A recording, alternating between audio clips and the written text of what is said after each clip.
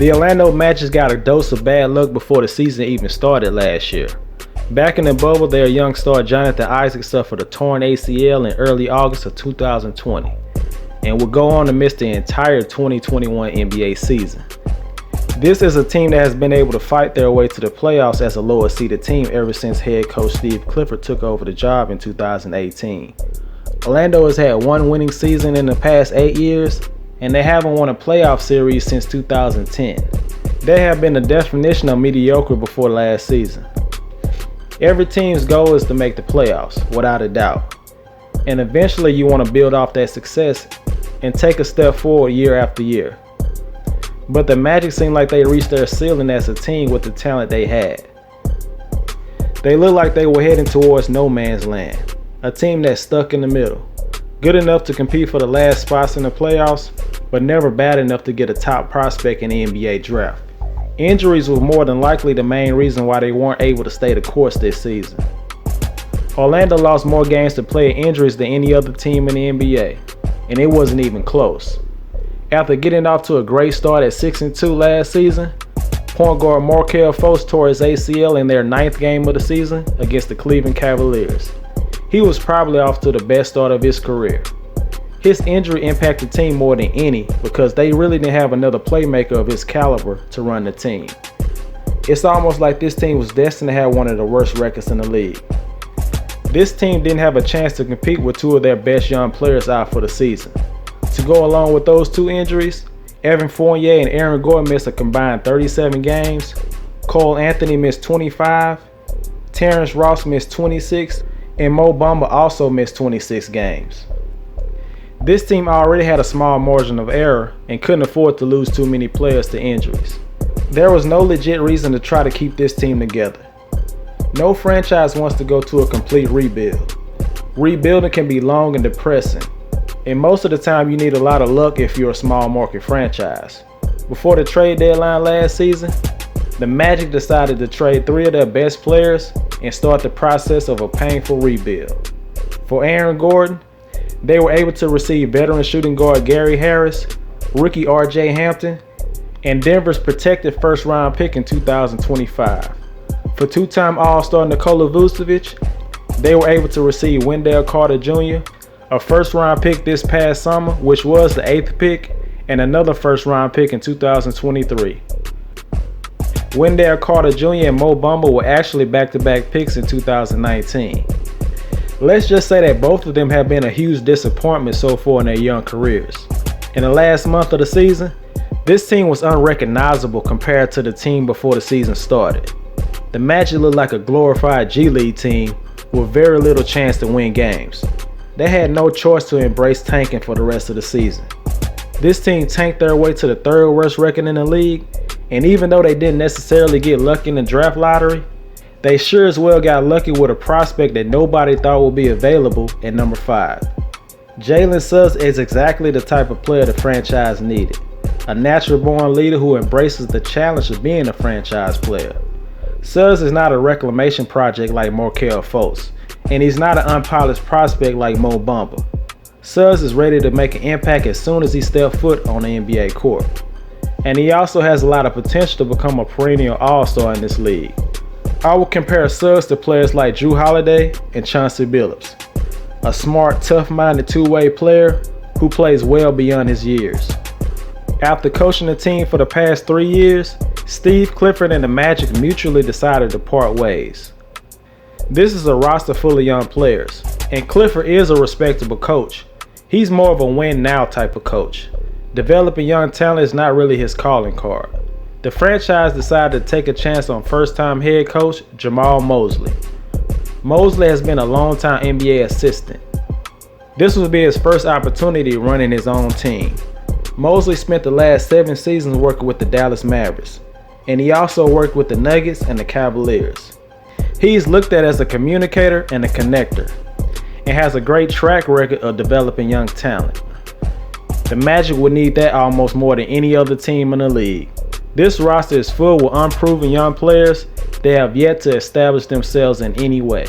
Jonathan Isaac, Markelle Fultz, Mo Bamba, Wendell Carter Jr., and Chuma Okeke have all been held back by injuries. and Cole Anthony and RJ Hampton have only played one NBA season. They have been able to tease us with flashes here and there, but haven't been able to stay on the court long enough to build confidence and give consistent production. Mo Bamba has talent and has excellent size and length for a big man. Again, he did miss 26 games last season, but when he actually played, his shot blocking and rim protecting ability was evident. Bamba led Orlando in both blocks per game and block percentage. His potential to be a dominant rim protector is there. He just needs to stay on the court. His draft classmate Wendell Carter will be another big man trying to prove he can give quality minutes. With both players becoming restricted free agents after this upcoming season, I could see the Magic possibly choosing one of the two to keep, or they could just let both of them go next summer. Cole Anthony was forced into the starting rotation. He ended his rookie season with averages of 13 points, just under 5 rebounds and 4 assists. Those numbers were pretty good considering there were no summer league. Anthony is a fiery competitor and doesn't shy away from taking big shots. He hit 2 buzzer beaters against both the Memphis Grizzlies and the Minnesota Timberwolves. The last 2 months of the season is when he really started to put it all together. As the season progressed, Anthony looked more comfortable in a scoring role. He's always been more of a scorer than a facilitator. Maybe with this team already having a franchise point guard in Jalen Suggs, he could be a spark plug coming off the bench. It will be interesting to see which players will be in the rotation in the backcourt. You have Suggs, Fultz, Anthony, Gary Harris, and RJ Hampton. At least one of these guys will be riding the bench, which is unfortunate. I feel Harris will get guaranteed minutes because he has the most experience and can play both sides of the ball. Suggs and Fultz are guaranteed to get minutes, which leaves RJ Hampton and Cole Anthony. Playing Suggs and Fultz together would be the combination that Mosley needs to consider because they are the 2 most talented guards on the team. But Markelle Fultz has to be the point guard. Even though he has improved as a mid-range shooter, I wouldn't want him off the ball trying to spot up behind the 3-point line. Defenses would be daring him to shoot from the outside. Suggs is a respectable jump shooter at this point and is more suitable to play off the ball than Markelle. Mosley should experiment with different combinations to see which 2 players give the team the best chance to win games and improve. We still don't know how good Jonathan Isaac really is. Is he just a good defensive player with a limited offensive game? Or could he possibly become a reliable option on offense night in and night out? Ankle and knee injuries limited him to 27 games as a rookie. And after playing mostly healthy as a sophomore, he suffered a bad knee sprain on New Year's Day in his 3rd season. And if it wasn't for the suspension of the NBA season because of coronavirus, he would have been out for the season.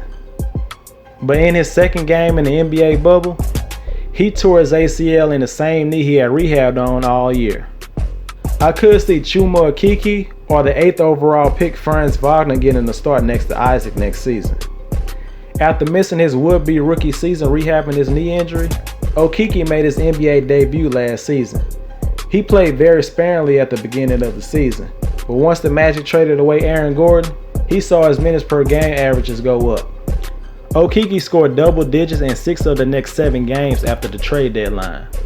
From that point on, Okeke played an average of 30 minutes per game and scored just under 13 points per game while shooting 40% from the field. Okeke works hard, has good instincts, and competes on every play. He would be my choice for the starting power forward, playing next to Isaac and Carter Jr. in the front court. There's no other way to sugarcoat this. But the Orlando Magic will lose a lot of games this season, no doubt about it. They will get one of the most versatile defenders in the league back in Jonathan Isaac. But there's no proven go-to scorer on this team at the moment. Nikola Vucevic had always been that consistent offensive presence they can lean on throughout the game. And if it wasn't him, it was Evan Fournier. It won't be pretty for this team this upcoming season, and they will most likely compete for the worst record in the league. I have the Orlando Magic finishing dead last in the Eastern Conference, winning only 17 games. Unfortunately, Jamal Mosley will have a difficult year in his debut season as the NBA head coach. But any head coach will have trouble winning consistently with this roster. Jalen Suggs will have a good rookie year, and he is a nice building block for the future.